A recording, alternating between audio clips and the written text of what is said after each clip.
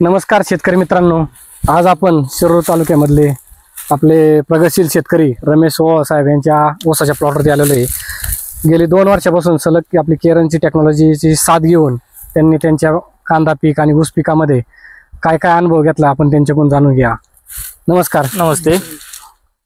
तर आपण गेल्या वर्षी ऊसाला, आता चालू वर्षी कांद्याला आणि आता परत ऊसाला वापरलेली टेक्नॉलॉजी, तर तुम्हाला काय काय म्हणजे अनुभव आला?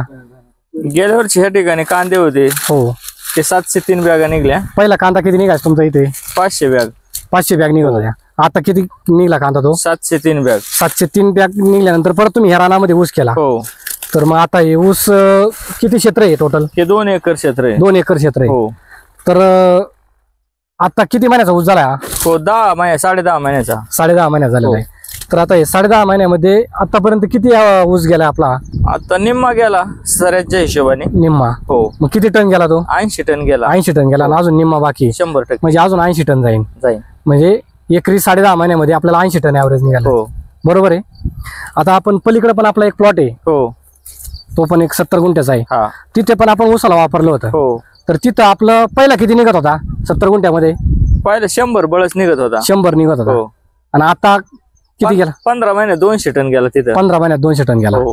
म्हणजे डबलनी फरक पडला तुम्हाला। आणि त्याच्यानंतर आपण तिथं कांदा पण केला होता। हो। तर कांद्याचे किती गोणी निघले आता? 700 निघले 70 गुंठ्यात। 70 गुंठ्यात 700 गोणी निघाली। आता तुमचा एक अनुभव असा आहे की केरन टेक्नॉलॉजी वापरायच्या अगोदर तुम्हाला तिथं नांगरट करायला होते 70 गुंठ्यामध्ये। ते किती तास जायचं ट्रॅक्टर? तोच ट्रॅक्टर, तो ड्रायव्हर, हा, तेच क्षेत्र 10.5 तास लागत होतं। हो।